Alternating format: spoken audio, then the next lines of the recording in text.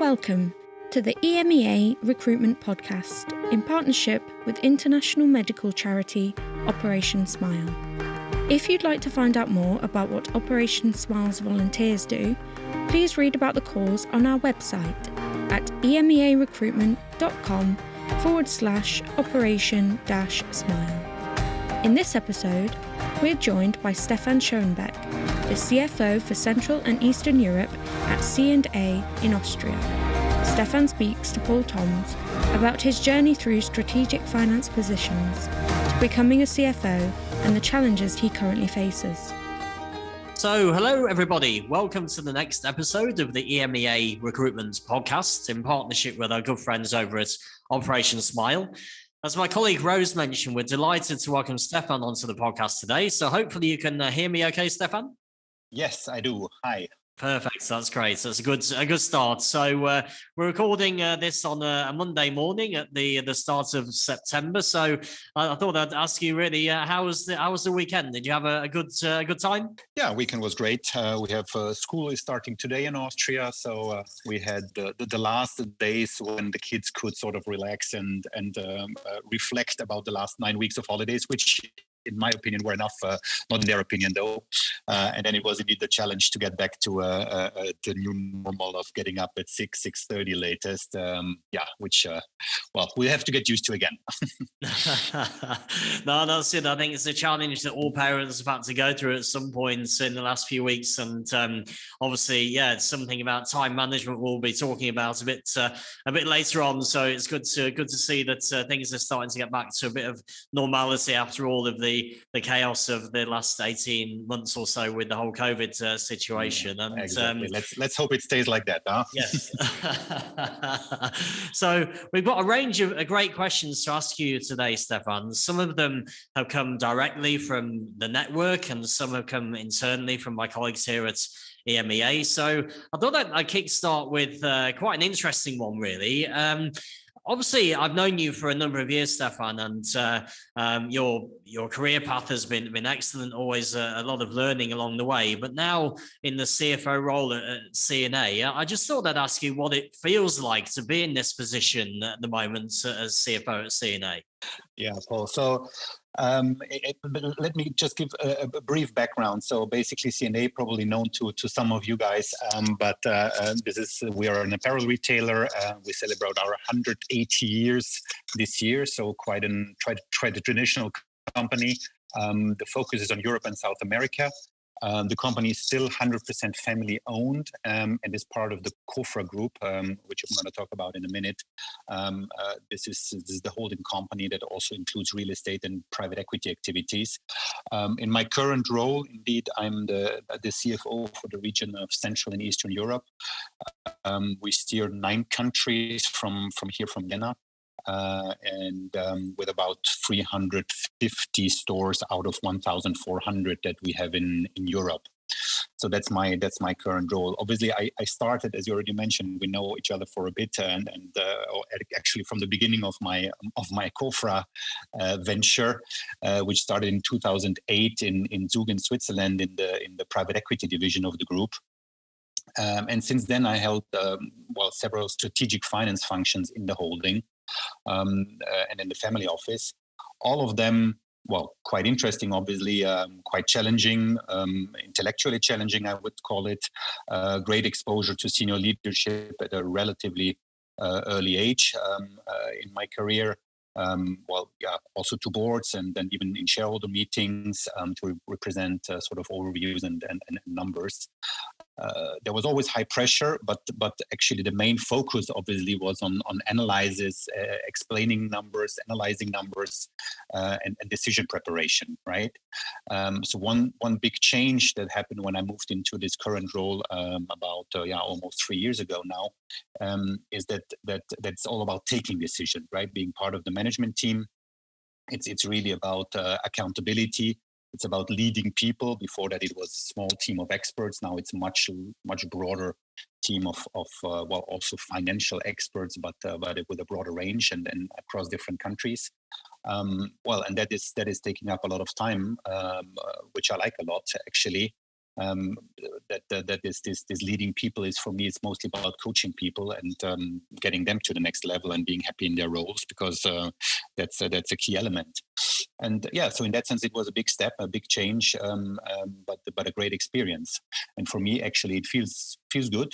I like the responsibility of being co-responsible for the success of quite a large organization for many people, and ultimately their families, basically. And of course, as a CFO, being the owner of the P&L of my company, so to say. Yeah, so was interesting and all positive so far on the road. No, that's great. It's great to hear. And I think there's a lot of information there that you went through that was really interesting. I think something that stands out to me about your background that you've mentioned in that answer, I mean, you've obviously been part of the group now since 2008. So 13 years in one group of businesses is these days quite an unusual thing. You know, I think that the market has changed dramatically since I started in recruitment 20 years ago, where loyalty to a company was seen quite often, whereas these days it seems to happen less and less, especially with the younger generations. So what has it been about the partnership between yourself and the Coffer Group that has been so successful? Do you think there's anything particularly that you would highlight as to what has brought about this great partnership between yourself and the business? Well, it comes down to what you're looking for in your career, right? And then 13 years to some younger listeners might sound almost anachronistic these days, but I can also say it was in the end not a deliberate choice, right? To stay within the same group of companies for these 13 years, and actually I started several times to look for new opportunities outside the group, or to at least keep my eyes and ears open, right? But actually, it's really about what is important to oneself. And for me, what is important is to stay curious, keep on learning new things, and actually grab opportunities when they arise, right? Both in work and life. It's a little bit what Steve Jobs summarized once in his famous quote when he said, "Stay hungry, stay foolish," right? So keep on learning, keep on look outside of your comfort zone, so that is what I try to follow. Another quote that I like when it comes to career and development is learn the system, play the system, beat the system, and that's what I followed as well, or at least looking back, this is I think something that comes naturally almost. This sense of gradual improvement in a role. I never was up for revolution, right? So this you see people out there that really go always for something completely different and want to break down the current rules. For me, it was more about evolution than revolution. As long as the evolution doesn't take too long and the system doesn't take too long to improve. But that was my path to follow. So somehow I always found new opportunities at the right moment within COFRA, and I always got the possibility to grow further while moving between functions and divisions. So that what kept me going. And basically, again, it's about a corporate culture that is fostering personal initiative. I think that is important. And that keeps you also interested and bound to where you are. You always need somehow a good team, also the support by line managers that give you the opportunity to grow, and obviously some luck, because it can be in the right place, but it also needs to be the right time. And in the end, I think 50% of everything is defined by coincidence or luck. No, and I think you're right. I mean, and I think you mentioned it earlier as well. It's about taking the opportunities when they come around. You know, I think so much of it is about mindsets. You know, I mean, if I look at other guests we've had on the podcast as well as yourself, you know, when these opportunities come around, they push themselves out of their comfort zone and maybe take the a bit of short-term pain, but knowing that long-term it's going to benefit them in some shape or form, and there's going to be a learning experience as part. Hoping, not knowing. Yeah. I mean, do you think this approach that you've had to your own career and life, what impact do you think it's had on your leadership style? Because you mentioned earlier on that you really enjoy leading people, making sure they're happy in their roles and helping them to learn and develop themselves, so what do you feel there's some experiences you've taken from your own journey that you try to pass on to your team as a manager now? Well, for sure. I think what I've seen, or one of the key learnings, is also that you need to sort of, I mean, we said it in one way or the other, getting out of your comfort zone, which also means going out and being part of a different organization or taking a different perspective, right? And this is, for example, when you change country, right? So I moved twice in my career so far, once to Spain and then to Switzerland. And this is where you really basically, in a way, start from scratch, like a blank sheet of paper in many ways. And I think this is something that I really try to also, people that are willing to grow, I think this is a great way to grow. Yeah. So staying within one group of companies gives you a lot of security, a lot of comfort, and a lot of stable grounds. Yeah, where you can also grow on. But at the same time, sometimes you need to really shift your perspective and your lifestyle. And this is something that I encourage my people, that I also try to not being selfish in a sense that I push them to develop their to develop themselves, even if it might be that I lose good people from time to time, lose them to other divisions, lose them to other teams, or even just sort of lending them to work into big international projects on a temporary basis. But indeed, this is something that I really would sort of emphasize in that respect. No, it's interesting, and I think obviously we talked a bit about the challenges you face as an individual and the challenges in your career path. I wondered also to talk about another type of challenge, maybe the bigger challenges you now face as a CFO currently. I mean, what do you foresee as the biggest challenges that are around the corner for you? Yeah, there are some. Believe me. Well, let's start with the obvious, right? The Corona crisis, which is actually not over, unfortunately. It started with really complete uncertainty. I mean, we had all stores closed almost from one day to another in my region and across Europe actually last year. Which means, again, from one day to the other, no cash inflow. Except for maybe online, but online is still a relatively modest part of our business, and I will come back quickly to that, because there's another challenge, obviously. But in that sense, there was no emergency plan, and also today the visibility is relatively limited on what is the duration of this crisis, on planning, what to plan for. Will stores remain open? Will tourists come back? Will physical shopping come back after this strong shift to online? Yeah, so these are all key questions that we discuss on an ongoing basis, obviously, and that are challenges from a financial perspective. That leads me to the second one, the omnichannel, right? So we had an incredible acceleration of this move to online over the past 18 months, and at the same time we saw a quick convergence, or we now see a quick convergence of both worlds. So people see really the online shopping and the offline shopping as one same thing, while in the background there's a completely two different business models, basically, right? So from a CFO perspective, I need to ensure, or we need to make sure that all the investments that we do, and we had to speed up investments despite the crisis and despite the cash inflow that I mentioned, we had to step up with the investments quite significantly in order to be up to speed and to just match the expectations of our customers.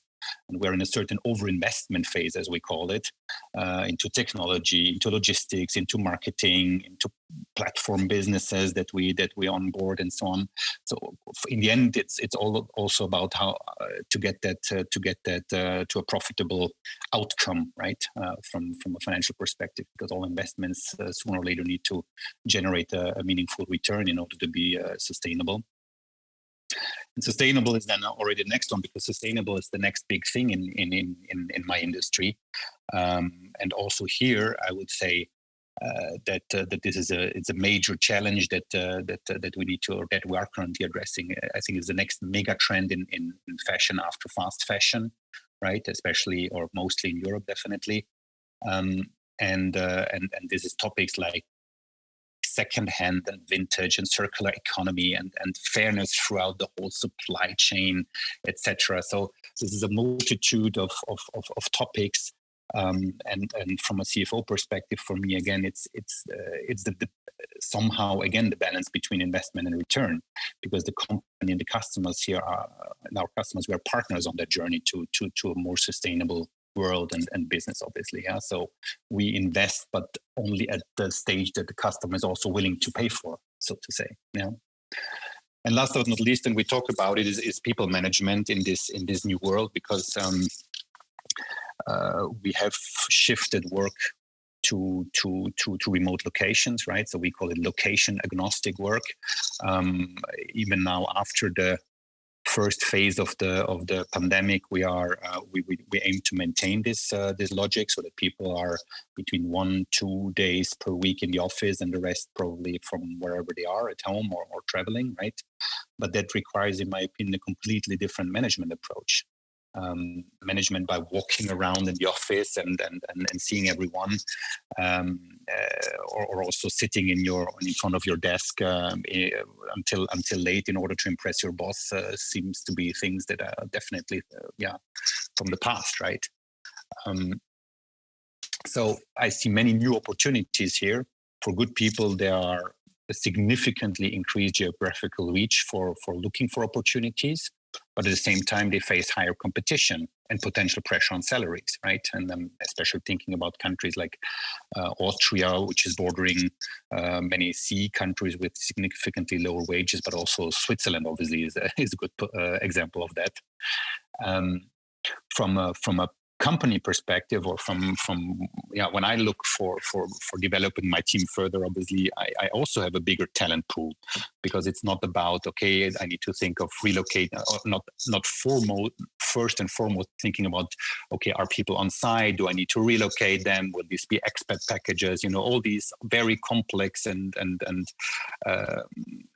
time-consuming and expensive things, because in the end, if you think that people are working only 1 or 2 days a week on site, they can commute from almost everywhere, I would argue. At the same time, obviously, the question is how companies will prevail in this war for talent that is ongoing. What will be important for good employees, and to create that sense of belonging and loyalty among staff in the future. And here I'm thinking about examples like the big tech companies and others who had their huge headquarters, campuses with free food and gym and playing games, and basically the whole idea was to keep people 24/7 on site. But is this still, or will this still be the non plus ultra in the future? Yeah, so big question marks and big challenges. We'll see. Hi everybody, it's Paul Thomas here. I hope that you're well and you're enjoying the podcast so far. Thank you once again for your continued support listening to the podcast. I just wanted to break into the recording to talk to you about a really exciting new partnership that EMEA Recruitment has along with Operation Smile. And as founder of EMEA Recruitment, it's an honour and a privilege to announce this partnership. Personally, I was born with a cleft lip and palate, so the mission of Operation Smile is something that I have a strong personal connection with. It's not an understatement to say that the dentists and surgeons that helped me were life changers. It's not only about the actual operations that take place, the support and care post and pre-operation are beyond value, and from personal experience I can only say that I'd not be the confident, happy person I am today without this support. I want to help children experience the support and care and skill that I experienced on my journey, and hope that we can do this along with Operation Smile. Every 3 minutes, a child is born with a cleft lip or cleft palate, and the mission of Operation Smile is to provide help and support to these children through providing 6,000 medical volunteers across 80 countries who are dedicated to help these children with facial conditions, most commonly cleft lip and cleft palate. More than 200,000 children are born with a cleft every year, and they are often unable to speak, eat, socialise or even smile. However, it can take as little as 45 minutes and cost just €180 or 182 francs for Operation Smile to provide a child with life-changing surgery. Now, in partnership with Operation Smile, EMEA Recruitment is raising valuable funds and aiming to create 100 new smiles to support the organisation to provide free surgeries for children and young adults all over the world. Please help us by donating through the link in the bio, or get in touch to see how your company can help get involved too. For the moment, I'll leave you to carry on listening to the rest of the podcast, but if there's anything I can do in terms of answering any questions or finding out how you can help and support EMEA Recruitment and Operation Smile, then please don't hesitate to reach out to us. Thank you once again, and enjoy the rest of the podcast. Yeah, I mean, there's so much in there, and I think that obviously we talked about it a bit earlier about the loyalty or the longevity that people have towards one business. And I think, despite all of the challenges that COVID has brought around, I think there is a big opportunity for companies to help with the retention, so that actually seeing people in a business for 5 years plus can be something that can happen in the future, for the reasons you mentioned earlier. I mean, I think if companies can try to adapt to this new way of working, adapt to the new management style that's needed, offer the flexibility and manage and inspire and motivate people in the right way, then you'll hopefully then start to see more people do similar to what you've done, Stefan, and stay longer within businesses because they're enjoying it and being rewarded well for it. I mean, I think I was speaking to somebody this morning actually, and they were saying that it's really people are having to learn again how to be a manager. It's a big shift from maybe the Jack Welch principles of GE, which these days you wouldn't imagine he could get past HR these days, some of the ideas he had, moving more towards a much more empathetic approach and taking on board the advice of people like Simon Sinek and Ariana Huffington and these types of leaders. It's there's a lot of learning to be done off the back of what we've been through the COVID situation. But also, I think what I've seen, in a lot of businesses, but especially retail and FMCG, is looking to invest in areas like BI and data, because clearly, with understanding what your customers are really looking for and the trends in the market can be of huge benefits. I mean, I thought I'd ask you something around this, Stefan, because with it being some BI and data being such a big part of our lives now, and I think clearly it's going to continue in the future. I mean, how do you think that's going to impact? Well, firstly, the retail industry, but then also the finance function of the future, really. Yeah, that's also a very interesting question, actually, Paul. And I'm a bit split into two here, I would say, because on the one hand, obviously, it's clear, right, that we are generating, absorbing, preparing more and more data, business intelligence, artificial intelligence, all the buzzwords, that you hear, and everyone is craving for more data. and making sense of this data lakes that we generate with all our systems, right? And in the end, it's about, okay, in our business, it's really about what each individual customer basically wants, and we try to find it out through hundreds of different metrics, and we want to know our customers, and so on and so on and so on. Yeah. So I think there's no doubt of the value of data, and that the amount of data is increasing. However, from my experience, it seems that also in many occasions or in many cases, too much data or too much information tends to confuse people, a lot of people, yeah, because more data, interestingly, does not necessarily makes it easier to make sense of information to come to meaningful conclusions. That's what I've seen. So data per se are neutral,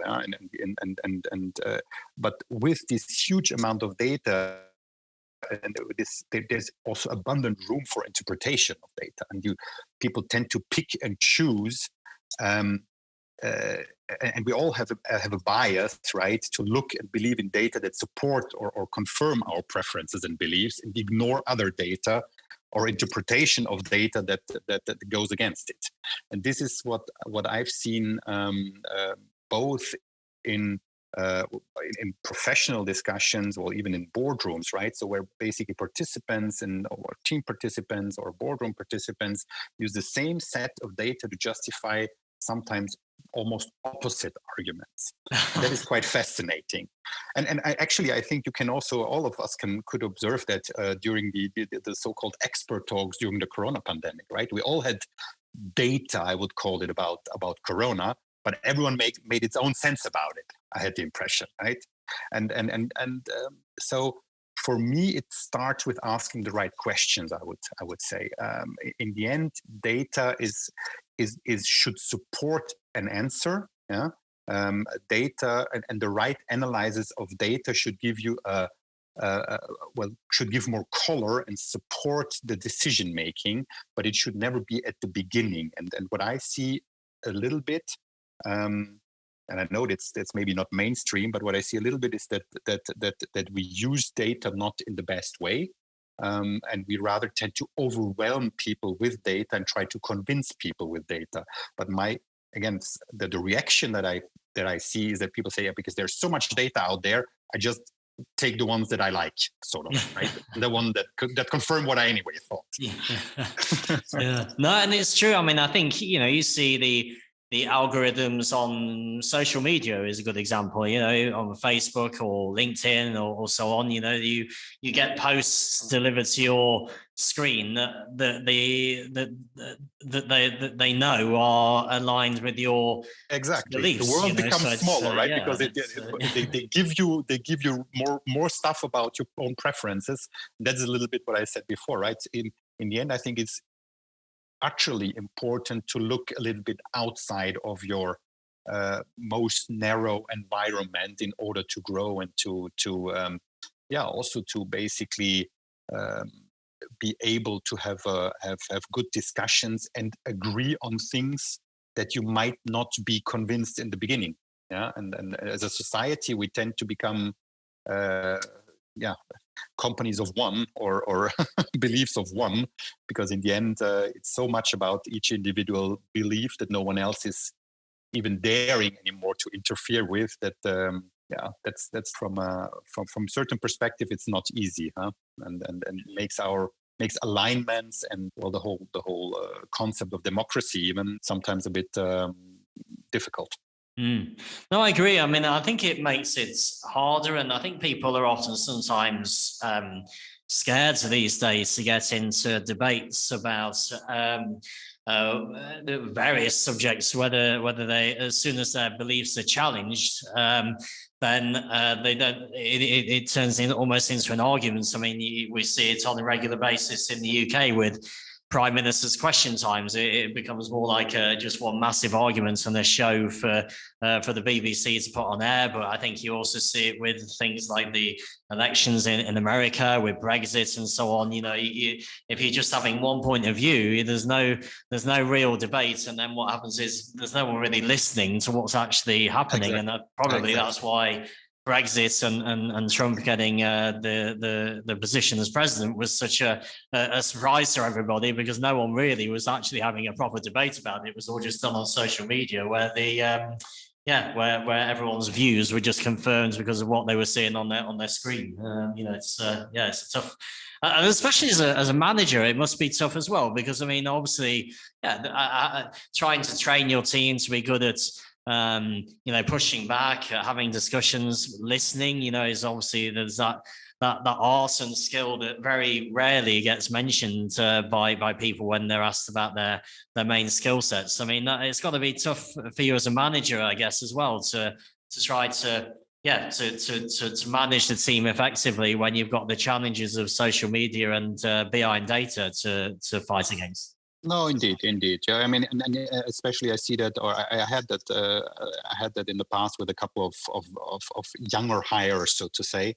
For me, it's more and more people, or a lot of people in the meantime seem to be confused between what is the difference between believing and knowing, right? If I believe in something, that doesn't mean I know anything. I can believe in anything, but I know much less than that, than what I believe. And a lot of I had experiences where people basically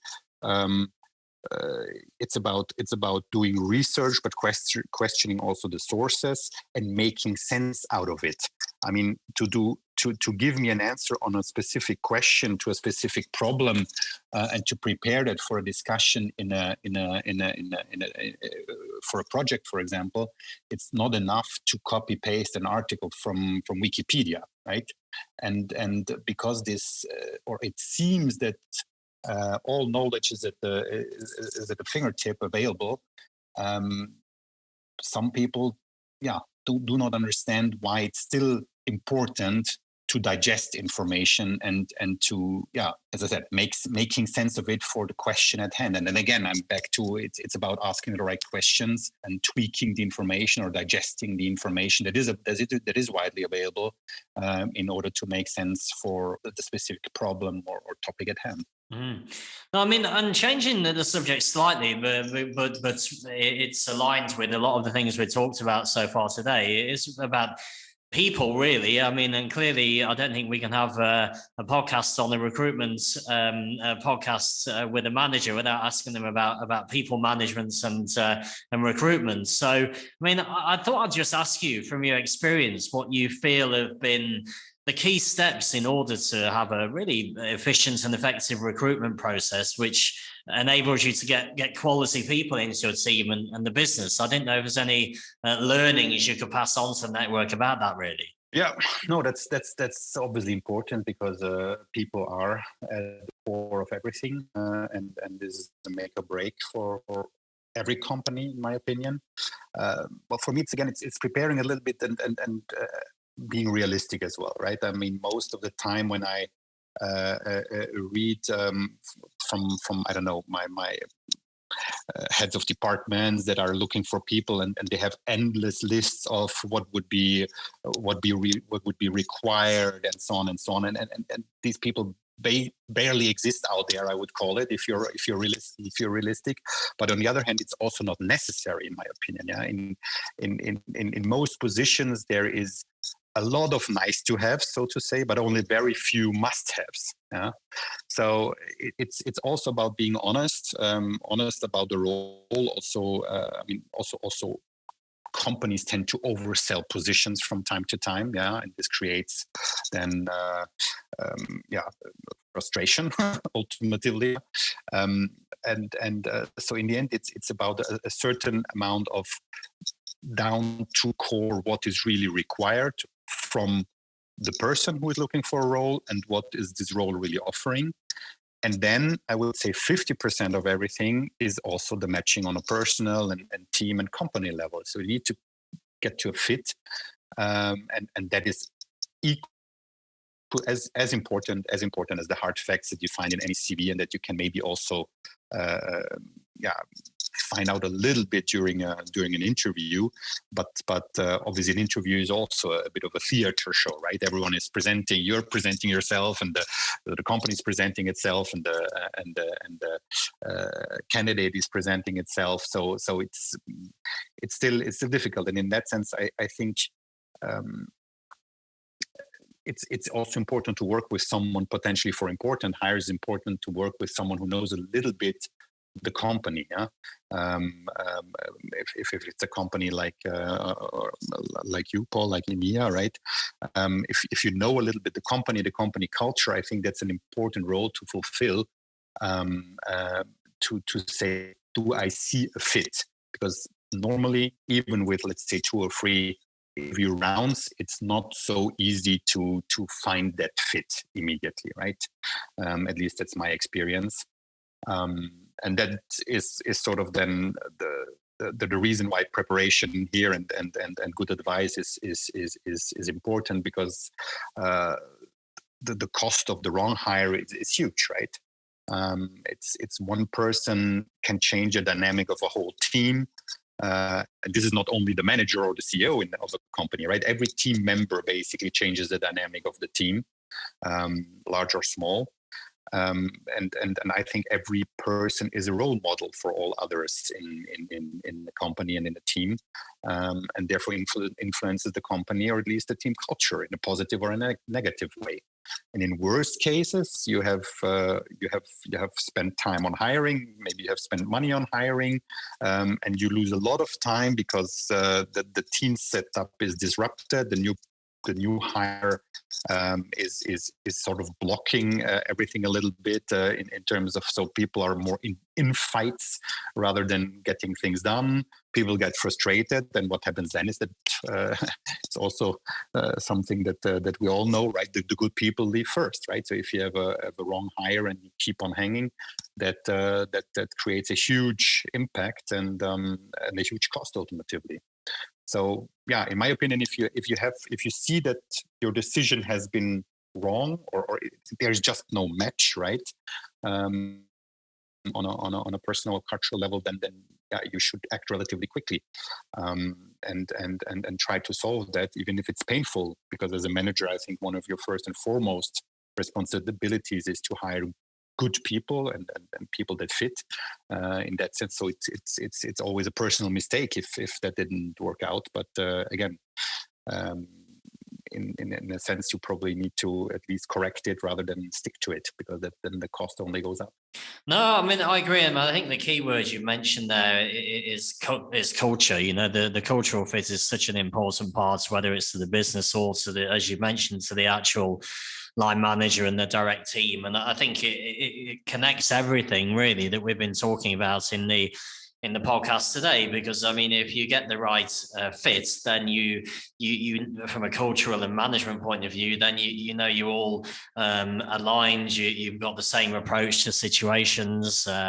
You work well in the team. You'll listen to each other. The communication is good, and I think it's one of the areas. I mean, because clearly BI and data, we talked about that, and that's becoming more and more part of recruitment processes as well. But the reality is that you can have all the data in front of you, but if you don't get on with that person as a person and share their drivers and motivations, or at least understand their drivers and motivations, then it's never going to work, regardless of what CV they have or what achievements they can bring to the table. It's so much around the cultural fit and getting to know the people that you're working with, which it's obviously is going to be more and more of a challenge these days with the remote working as part of it. But I think it's but it's still it's still a huge part of this, getting the cultural fit, as you've mentioned. I mean, and obviously I know you've talked a bit about some people that have inspired you and you're learning through your career. And I thought, with the penultimate question, I just thought I'd ask you, is there a particular person or book that you've read that has really inspired you, and why might that be? Yeah, inspiration is always important. And I think, so on persons, I think, again, my summary, in my early career is I was always looking for the mentor, the perfect superior or CEO or you name it, right? I think now after this, like whatever 20 plus years in business, I would say it's rather that you find certain things in several people that you admire or that you can learn from. Yeah, so it's not the one person. It's rather how do you find something or the traits that are interesting in different people that you can adapt or adopt or make use of them, right? To in order to grow. So that's the one thing. In terms of books, indeed, I recently read, and I'm more a non-fiction reader. But what really impressed me recently, and I'm sure you've heard about it, is Yuval Noah Harari. And he wrote 3 books, or maybe he wrote more books, but I read 3 of them recently, which they're about the past, the present, and the possible future.